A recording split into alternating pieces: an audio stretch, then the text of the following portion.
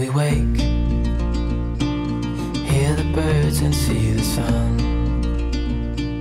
Side by side our fears are done. Oh, the good times just begun.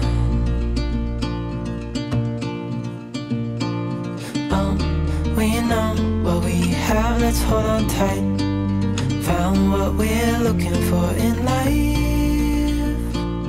Call us crazy, but things are finally right. With you and I, the future is bright.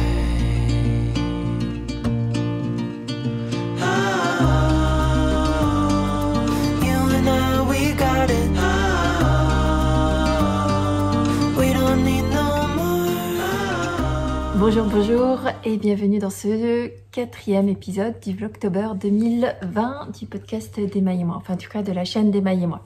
Alors aujourd'hui, je reviens vous voir, donc on est le mercredi 5 octobre et j'ai tenté de bobiner mon écheveau suivant pour un de mes projets et je voulais vous raconter ma mésaventure. D'abord, je vais vous montrer. Voici ma mésaventure. Donc, et alors, il faut que je vous explique ce qui se passe. C'est absolument pas lié à mon bobinoir. D'ailleurs, je vais vous le présenter parce que j'ai vu dans vos commentaires que vous êtes intéressés par mon bobinoir, par mon parapluie. Je vais vous dire lequel c'est et tout ça. Mais d'abord, je vous raconte ma mésaventure avec cet écheveau. Alors j'avais bien vu que cet écheveau il avait une étiquette un peu abîmée, mais j'avais pas fait attention en le réceptionnant que la laine derrière cette étiquette était aussi abîmée.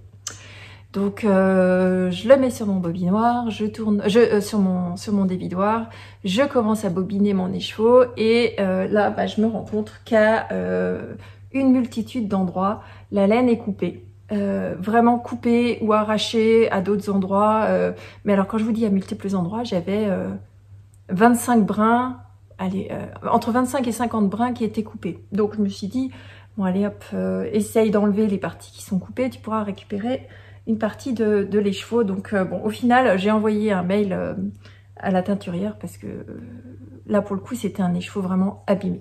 Mais bon, je l'ai acheté il y a un petit moment. Donc je sais pas trop si ça va aboutir ou pas. En tout cas, je lui ferai remonter pour qu'elle fasse attention pour les suivants.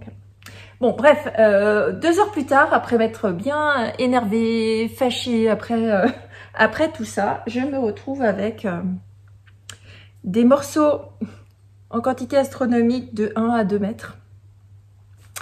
Des petits morceaux de 2 à 3 grammes de laine que j'ai quand même bobiné en petits morceaux au cas où j'arrive pas à finir mon projet.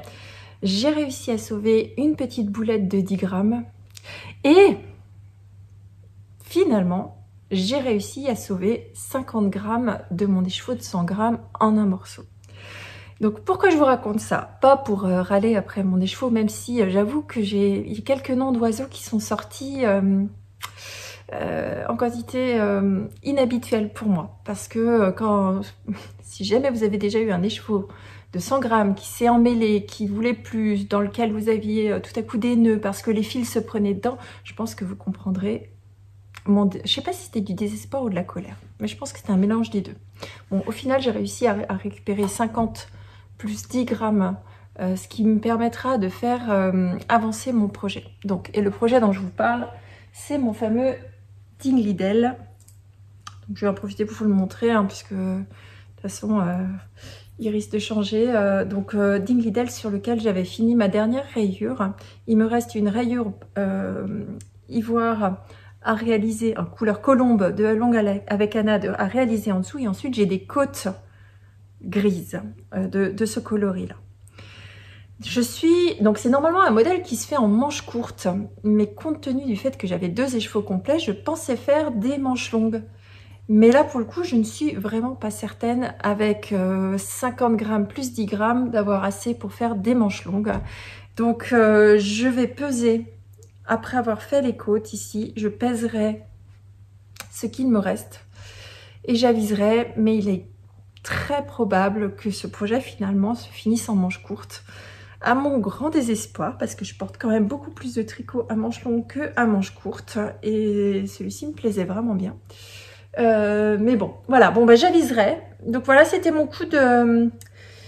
On dit un coup de gueule, donc c'était mon coup de gueule du jour. Je suis vraiment déçue, d'autant plus que ce coloris, je l'adore. Alors j'ai bien conscience que je suis tombée, voilà, je suis mal tombée, je suis tombée sur un écheveau abîmé, je l'ai pas vu tout de suite, mais à culpa aussi, hein, j'aurais dû réagir en voyant l'étiquette abîmée, j'aurais dû tout de suite vérifier qu'il était en bon état et faire la note, mais bon, c'est la première fois que ça m'arrive. Vous avez remarqué que je donne pas le nom de la teinturière, même si vous pouvez le retrouver avec mes anciens podcasts. Je donne pas le nom de la teinturière tout simplement parce que c'est des choses qui arrivent. Ça peut arriver. Je vais prendre contact avec elle pour voir comment faire. Mais bon, voilà. Tout ça pour vous dire que voilà, vérifiez vos écheveaux quand vous les recevez. Si jamais vous avez quelque chose qui est inhabituel, vérifiez bien que vous ne rencontriez pas ce genre de déconvenu. Donc voilà. Donc, en début d'épisode, je vous disais que j'allais vous présenter mon bobinoir. Alors, je vais juste enlever l'objet de mes fâcheries, du moins le reste, parce que je pense que je vais m'arrêter là et je vais mettre ça de côté, parce que vraiment, ça m'a beaucoup énervé. Et ça continue. Je crois que je vais couper et puis vous récupérer après. Ah non, c'est bon. Je peux vous récupérer tout de suite. Donc voilà, alors, mon bobinoir, que je vous le montre, parce que j'ai eu énormément de questions dans les épisodes précédents. Donc c'est un dévidoir, pardon. Un dévidoir que moi j'ai acheté chez Rascol. Alors c'est bien, c'est pas bien, j'en sais rien. En tout cas, moi j'en suis extrêmement satisfaite. C'est un bobinoir, un dévidoir, décidément. C'est un dévidoir qui est totalement en bois. Qui marche très bien. Et alors pourquoi j'ai choisi celui-ci? Parce qu'il a une masse, donc il est extrêmement lourd sur la partie basse, ce qui fait que j'ai juste à le poser. J'ai pas besoin de l'accrocher sur un meuble sur le côté ou de le fixer avec une vis en dessous de ma table. Simplement il a un contrepoids et sur la partie basse du dévidoir qui fait qu'il est extrêmement extrêmement stable. Il a aussi des petits patins sur le dessous qui évitent, voilà, qui se promènent un petit peu partout. Et alors le fonctionnement il est vraiment très simple. Là, vous montez la partie centrale et vous avez une vis en bois aussi que vous venez tourner pour fixer à la hauteur que vous souhaitez. Donc, et en fait, plus vous êtes sur la partie haute, plus votre écheveau, ou du moins le diamètre de votre écheveau sera large. Quand vous avez des plus petits, comme des mini, bah, vous allez parfois bobiner comme ça. Donc ça, c'est vraiment quelque chose qui est totalement adaptable, qui est de très bonne qualité, qui fonctionne très bien, qui tourne vraiment bien. Et voilà, je suis très satisfaite. Donc si jamais vous souhaitez vous faire des cadeaux ou vous mettre sur la liste de votre Père Noël, parce que oui, même si on est adulte, hein, on a le droit de faire une liste au Père Noël. Et ben voilà, c'est ce type de petits cadeaux que vous pouvez faire à des tricoteuses. Moi j'en suis très satisfaite. Je l'ai reçu à mon anniversaire, je sais plus quand. Mais il me quitte plus. Il bobine la totalité de mes écheveaux. Donc, et j'ai jamais eu aucun souci avec lui. Par contre, il est pas très léger, donc si vous l'emmenez en termes de dévidoir nomade, c'est pas tout à fait la bonne chose. Mais voilà, c'est entièrement en bois et puis il est très décoratif aussi. Moi, il reste systématiquement à l'extérieur dans ma maison, tel un objet de décoration. Donc voilà pour le coup de gueule. Je vous reviens tout à l'heure parce que j'ai un petit achat à vous montrer et je vais aller chercher mes écheveaux et puis je vous montre tout ça parce que j'ai un gros questionnement et puis j'ai besoin de votre avis. Je vous retrouve. Je suis allée chercher l'objet de mon craquage. Donc que je vous explique. vendredi, pour la première fois, j'ai été dans un club de tricot pas très loin de chez moi où j'ai rencontré des fantastiques tricoteuses. D'ailleurs les filles, si vous passez par là, je vous fais des gros bisous. Voilà, bon, bref. Je vais le nommer quand même ce nom, ce lieu parce que moi je le connaissais pas, il est pas très connu en fait, et c'est vrai que quand on passe dans la rue, on se rend pas compte qu'il y a une caverne d'Ali Baba, de la tricoteuse, derrière. Donc, si vous habitez dans le sud de l'Alsace, ce lieu se situe à Saint-Louis. Il se nomme Le Détour. Donc, quand vous passez sur la rue, vous avez au premier étage une librairie disquaire avec voilà, un peu aussi une caverne d'Ali Baba, des titres que vous trouvez pas ailleurs et tout ça. Et si vous montez à l'étage de cette boutique, vous arrivez dans une zone où vous pouvez effectivement tricoter. Donc il y a des plages où vous pouvez venir pour tricoter. Et tout autour de cette zone, vous avez plein de merveilles. Plein de merveilles, pareil, que vous trouvez pas forcément partout. Voilà. Et donc, vous me connaissez, hein, je suis allée tricoter, papoter, tout ce qui va bien. Et puis je pouvais pas m'empêcher de regarder ce qu'il y avait autour. Et j'étais assise à côté d'un petit rayon là, qui était juste derrière moi, avec une merveille que j'avais jamais vue encore, du moins que je n'avais jamais touchée. J'en avais entendu parler. Je les avais d'ailleurs vues passer sur Instagram, mais en vrai, c'était encore différent. Donc les merveilles dont je vous parle, je vous montre d'abord. C'est ceci. Alors elles paraissent très très foncées à la caméra. Donc je vous en montre. Il y en a deux. Donc ce sont des échevaux de lace. Donc elles font 800 mètres pour 100 grammes. Donc il va falloir que je trouve, et c'est là tout mon questionnement, et vous allez voir, j'en ai des questions dans ma tête. Donc deux échevaux de 800 mètres. Donc j'ai 1600 mètres de lace. Des échevaux qui vont du presque neutre, passant par les roses, du vert, du marron, donc un gros mélange de couleurs. Mais voilà, j'ai craqué. Donc ça, c'est ce qu'on appelle les fameux craquages incontrôlés, où on prend les échevaux, on ne sait pas forcément ce qu'on va faire avec, mais maintenant à moi de trouver ce que je vais en faire. Donc ces échevaux, ils viennent de Manos del Uruguay, et donc ce sont des qualités qui s'appellent Marina. Donc ce sont des lace, donc 800 mètres pour 100 grammes, c'est de la 100% pure laine. Et alors cette Manos del Uruguay, il faut savoir que c'est une laine responsable, éthique et responsable, puisqu'elle est fabriquée en Uruguay, hein, Manos del Uruguay forcément, par des femmes qui sont regroupées par une association qui fait travailler les femmes locales de façon à leur apporter un niveau de vie, pour apporter une économie pour ces femmes qui souhaitent travailler. Donc moi, ça m'a déjà beaucoup parlé, cette approche éthique, voilà, d'aider des femmes qui en ont besoin. Donc ça m'a paru, puis voilà, commerce équitable. Et j'avoue que ce travail, alors il y en avait plein d'autres, il y en avait d'autres dans des bleus, dans des choses. Je me suis dit, allez hop, on sort de tes couleurs habituelles, Christelle. Donc je suis partie sur du rose, du vert, du gris. Alors, voilà. Maintenant, il va falloir que je trouve quoi faire avec ces petites choses. Donc, l'étiquette dit une chose, donc c'est une laine qui est très très chamarrée, et alors ils expliquent que vous pouvez la tenir en double, tricoter ensemble, donc, mais comme vous avez beaucoup de couleurs très différentes, ça va moirer beaucoup, ça va diluer et flouter l'effet très marqué des couleurs. Donc j'étais pas trop sûre de ça, et donc comme je suis pas sûre, je vais bobiner les deux échevaux, je vais tricoter un échantillon ensemble pour me rendre compte de ce que ça donne. Par contre, j'avais dans l'idée, comme c'est quand même des couleurs très marquées, que je me verrais porter, je pense. Moi qui suis très classique, alors pour le coup je me vois sortir de ma zone de confort, hein, je sais plus, il y a l'une de vous qui m'a dit, j'ai fait un tic la dernière fois, je vous ai dit sortir de ma zone de contrôle, mais je crois qu'on n'est pas loin. Donc voilà, Bon, retour à mon histoire. Ces deux choses-là, vous pouvez soit les tricoter ensemble pour en faire une figurine, soit vous pouvez l'associer à une autre laine. Donc, soit la tricoter simple, mais alors là, pour le coup, c'est vraiment de la dentelle, ce qui ne sera pas mon cas.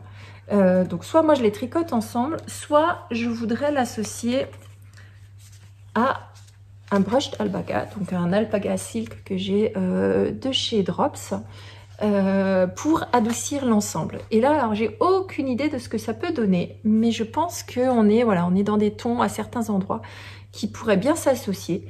Et donc là encore, je ne sais pas du tout quel type d'échantillon je peux obtenir avec ces deux laines, parce que je vous rappelle que celle-ci, c'est une lace, et celle-ci, c'est un alpaga silk, donc qui est plus épais que du mohair. Donc est-ce que je retombe sur une figurine? Est-ce que je tombe sur une sport? J'en sais rien. Donc voilà, mon boulot d'aujourd'hui, on va dire mon obligation d'aujourd'hui, ou ce que j'ai envie de faire aujourd'hui plutôt, c'est de bobiner ces deux écheveaux, déjà pour les voir en cake. Je crois que je viendrai vous les montrer en cake. De tricoter un échantillon comme ceci pour le mesurer et voir le rendu, et de tricoter un échantillon comme ceci, pareil, pour voir le rendu et mesurer l'échantillon, pour voir l'épaisseur que j'obtiens. En fonction de ça, comme j'ai 1600 mètres de lace, j'ai bien largement suffisant. Je crois que j'ai 1400 mètres et je dois avoir encore un petit peu d'alpaga. Soit je me dirigerai vers un vêtement, soit je me dirigerai vers un châle. Donc, mais ça va vraiment dépendre du rendu que j'aurai. Donc je suis très curieuse. Et puis bien sûr, je viendrai vous montrer les cakes, mais je viendrai vous montrer aussi les rendus de ces échantillons. Et puis je pense que à la fin de l'épisode d'aujourd'hui, en tout cas à la fin de la journée, j'espère avoir fait mes deux échantillons et avoir une petite idée de vers quoi m'orienter. Ou alors ce sera peut-être demain, on verra bien. Bon, je vous quitte, je vais aller bobiner ça et puis je viens vous montrer les cakes. Bon, je voulais vous parler d'un autre projet aussi aujourd'hui. Je sais que je vous ai dit que je ne vous montrerai pas mes avancées tricot, mais là je ne peux pas résister. Vous avez vu hier, je vous ai fait le caston provisoire au crochet et le montage de mon nouveau projet que je tricote en... Est-ce que j'ai des pelotes ici que je tricote en lima associé à de l'alpaga. Bon, je suis dans l'alpaga en ce moment. Donc en lima de Drops, qui est un mélange d'alpaga et de laine de mouton. Et de l'alpaga silk, pareil, en drops. Voilà, tout bien moelleux, couleur neutre, un basique de fond de garde-robe. Et alors, hier, je vous expliquais, enfin, je vous montrais, parce que je crois que la fin de l'épisode a été un petit peu coupée, mais je vous montrais que j'étais très contente de mon échantillon, et donc, j'ai monté et j'ai tricoté, et je vous montre le tout début, parce que je trouve ça... mais moelleux de chez moelleux, j'adore. Et alors, comme ça pique pas, en tout cas moi, ça me démange pas l'alpaga, je sens qu'il va y en avoir pas mal sur mes aiguilles dans les prochains temps. Donc, je voulais vous montrer cette construction et ce fameux col tout doudou. Donc là, on tricote en 4 sur le col. Donc, le montage provisoire s'est fait ici à l'intérieur. Vous avez fait toute une partie de côte et arrivé à la fin de vos côtes, vous tricotez les mailles de votre rang de montage provisoire avec le dernier rang, enfin du moins le rang suivant de votre fin de côte. Et puis après vous déroulez en jersey avec les raglans. Mais ça vous fait un col tube tout doux, tout moelleux. J'ai bien hâte d'avancer sur ce projet. Alors c'est en plus un projet qui avance vite parce qu'il se tricote, voilà, les côtes c'était du 4, mais le jersey c'est du 5. Et donc regardez-moi ce joli petit halo. Vous voyez bien sûr pas grand chose. Bon, j'espère que vous voyez quelque chose, mais en tout cas voilà. Ici vous voyez, vous avez un halo super sympa. Donc voilà, bon, je vous en montrerai plus la prochaine fois. On a un joli petit raglan réalisé en maille glissée et en maille endroit, mais qui n'est tricoté qu'avec un seul fil, alors que tout le reste est tricoté en fil tenu en double. Donc, mais ça, je vous expliquerai plus pendant le podcast, mais je voulais juste, voilà, vous montrer qu'en fait, je tricote vite, mais en fait, non, c'est parce que c'est des grosses aiguilles. Mais voilà, j'avance sur mon pull doudou. J'ai hâte de voir le rendu. Et donc, je vous rappelle que ce pull, il vient de ce livre-là. Salt and Timber. C'est un livre en anglais, mais qui est très bien écrit, franchement, et très facile à suivre. Donc, bon, voilà. C'était pour la petite aparté. Maintenant, je vais aller bobiner mes écheveaux.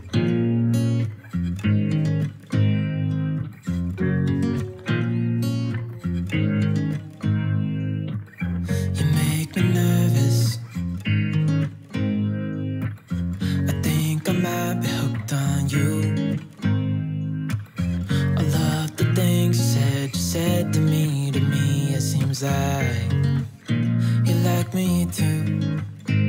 We can take it slow, make sure we do this right. Canceled all my plans to be with you tonight. Tonight. So just sit with me, talking to the night until the morning, building chemistry. I don't think I ever wanna go come closer next to me. Trying to find another way to say this, but I think we were meant to be. Bon, je viens de bobiner mes deux écheveaux.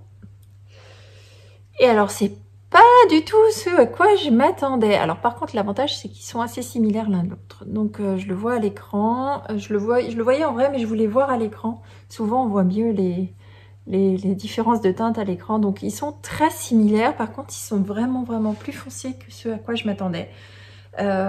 Sur les chevaux, on voyait des grandes zones de rose clair. Et en fait, c'est assez noyé, assez chamarré. Donc, je vais quand même faire mon échantillon avec les deux fils, mais j'ai peur que ce soit bien trop foncé. Donc, il y a vraiment des grandes chances que je vienne éclaircir tout ça avec un petit clair. Donc, eh ben, je vous dis à tout à l'heure. Je ne sais pas si ce sera encore dans cet épisode ou ce sera dans l'épisode suivant. Ça va dépendre combien de temps il me faudra pour faire ces écheveaux. Mais je vais y aller tout de suite. Comme ça, il y a peut-être des chances que vous le voyez encore aujourd'hui. Bon, je vous retrouve en fin de journée avec mes échantillons de Manus del Uruguay en lace, donc, et de Alpaga Silk de chez Drops, et ça donne ça. Alors, j'ai fait un échantillon avec plein de choses différentes pour voir comment je voulais tricoter cette lace sur lequel j'ai eu ce fameux coup de cœur, mais je ne sais pas du tout encore comment je vais le tricoter. Et bon, alors que je vous explique. Déjà, la première bonne nouvelle, c'est que si je la tricote un fil de lace avec un fil d'Alpaga Silk, je me trouve avec un échantillon qui correspond à ce que j'ai habituellement en fingering. Bonne nouvelle numéro 1. Bonne nouvelle numéro 2, si je tricote la lace en double, je me retrouve aussi avec un échantillon qui correspond à mes échantillons de fingering habituels. Donc ça, c'est déjà des bonnes nouvelles. J'ai aussi essayé de tricoter deux fils de Manus del Uruguay ensemble avec un fil d'Alpaga. Et là, je me retrouve sur une épaisseur qui correspond plutôt à une sport, voire presque une déca, entre la sport et la déca. Par contre, je n'ai que, du coup, j'ai deux bobines de 800 mètres. Si je la tricote en triple, je me retrouve qu'avec 800 mètres de fil. Et dans ce cas-là, il faudrait que je trouve un projet qui se réalise uniquement avec 800 mètres. Et donc, ce sera forcément un châle en déca. Et moi, les châles, je les préfère en fingering. Bon, bref, voilà. Donc, je vous montre ce que ça donne. Alors, la première partie ici, c'est un fil de chaque. Donc, tricoté en double, un fil de lace et un fil d'Alpaga Silk. Et donc, ça éteint énormément les couleurs. Mais ça fait quelque chose voilà, d'un peu plus soft. Ensuite, j'ai fait une partie de mon échantillon avec l'Alpaga tout seul, l'Alpaga Silk tout seul, pour vérifier si j'avais aussi le même échantillon tricoté en simple, donc en 3,5. Et donc, je trouve que le tissu se rend bien. il n'est pas transparent ou quasiment pas transparent. Et ça, c'était aussi en préparation. Je vous en ai parlé samedi. J'ai reçu 3 couleurs d'Alpaga Silk et je veux m'en faire un gilet sorbet. Donc, j'en ai profité pour réaliser un petit bout d'échantillon en même temps. Donc, je suis assez homogène. Alors, ça fait plus aéré, c'est sûr, mais ça ressortira bien. Le petit bout d'échantillon suivant, c'est les 2 fils tricotés ensemble, donc les 2 fils de lace tricotés ensemble pour en faire une figurine. Et donc voilà ce que donnent ces écheveaux de Manos del Uruguay tricotés ensemble. Donc ça fait vraiment un camailleux de couleurs assez marqué quand même, hein, assez marqué. Mais si je les tricote un fil avec un alpaga tout simple, je trouve que ça fait vraiment éteint. Ou pas, je sais pas. À voir, il faut que je réfléchisse. Et je vous ai dit, hein, j'ai testé les 3 fils ensemble, mais au final, ça fait juste un tissu plus dense. Donc il faudrait que je monte en aiguille. Et on voit pas forcément beaucoup mieux, si je mets ces deux-là l'un à côté de l'autre, on voit pas forcément beaucoup mieux les couleurs de la lace. Donc au final, je vais enlever cette partie-là, mais mon choix sera entre ces 3-là, voire une association de certains d'entre eux. Donc, j'avais plusieurs projets en tête et là, je vous demande votre avis aussi, parce que de toute façon, c'est des projets que je vais réaliser, reste à savoir dans quelle couleur. Donc, j'ai 2 projets, voire 3. 2 voire 3. Le premier, ce serait de réaliser une Cumulus Blues comme ça. Donc, uniquement cette couleur-là. Mais je suis pas certaine de la porter. Je trouve que le rendu est pas génial, en tout cas pas sur un ouvrage complet. Ma deuxième idée était de faire un Rocketti. Alors bon, je sais, on le voit un peu partout, en associant soit celle-ci avec celle-ci, soit celle-ci avec celle-ci. Donc ça fera pas le même rendu du tout, hein. Ici on sera sur du douillet, mais plus fondu, alors qu'ici on sera sur vraiment des rayures très marquées l'une à l'autre. Et ma troisième idée, et là c'est pareil, c'est soit ces deux-là ensemble, soit ces deux-là ensemble. Et c'est un projet c'est un ouvrage, enfin, c'est un modèle que j'avais mis dans mon Make 9 2022. Je voulais me tricoter le châle Birds of a Feather d'Andrea Mori. Et je me demande, franchement, si ce serait pas le combo pour réaliser mon Bird of the Feather. Et mais alors voilà, lequel? Les deux, pour que ce soit en fait ça fera deux châles complètement différents si je fais ça. C'est j'en aurai un très ton sur ton, très fondu, ou alors vraiment un très marqué. Donc dites-moi dans les commentaires. Finalement, qu'est-ce qui vous plairait de plus de voir avec ce joli fil de chez Manos del Uruguay que j'aime beaucoup, sur lequel j'ai flashé. Je suis sûre que vous avez aussi vous des craquages comme ça, et derrière vous grattez la tête en vous disant mais qu'est-ce que je vais en faire, un pull, un châle, comment je vais l'utiliser, mais voilà. Donc moi je suis dans le process de qu'est-ce que je vais faire avec ça. J'aime bien cette étape où alors soit j'achète des choses parce que soit j'achète de la laine avec un projet bien précis, soit j'achète parce que je craque, et alors dans ce cas-là je prends le plaisir à aller fouiller, chercher et tout ça. Donc voilà, dites-moi, plutôt un châle, plutôt un pull, et plutôt contrasté ou plutôt plus doux, on va dire, mais du coup on verrait moins la beauté de la teinture de la lace. À vous de me dire. Je vous laisse me faire part de ce que vous pensez dans les commentaires, et je pense que je vais attendre vos retours avant de mettre ce projet là sur mes aiguilles. Dites-moi. Bon, voilà. Et bien sur ce, je vais clôturer le vlog pour aujourd'hui. On est déjà assez tard, le temps de faire le montage. Alors même si je me suis très bien organisée, il y a déjà les introductions, les conclusions, les musiques, tout ça c'est déjà monté, mais il faut quand même que j'importe les vidéos, que je vérifie que je raconte pas trop de bêtises, que je vous mette des petites photos ou des petits commentaires si jamais il y a des choses à corriger. Et après, il faut que je le load, que je l'insère sur YouTube. Et ça va dépendre vraiment de la vitesse du réseau au moment où je l'utilise.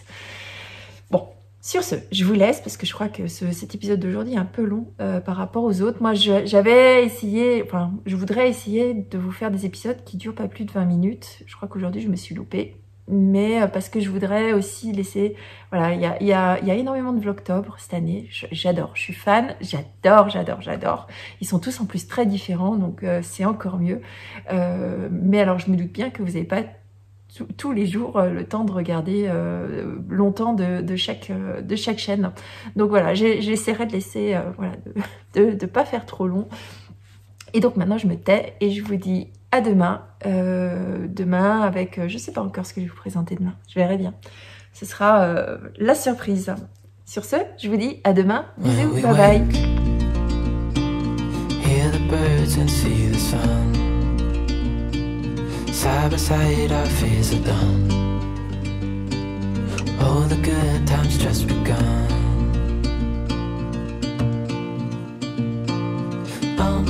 We know what we have, let's hold on tight.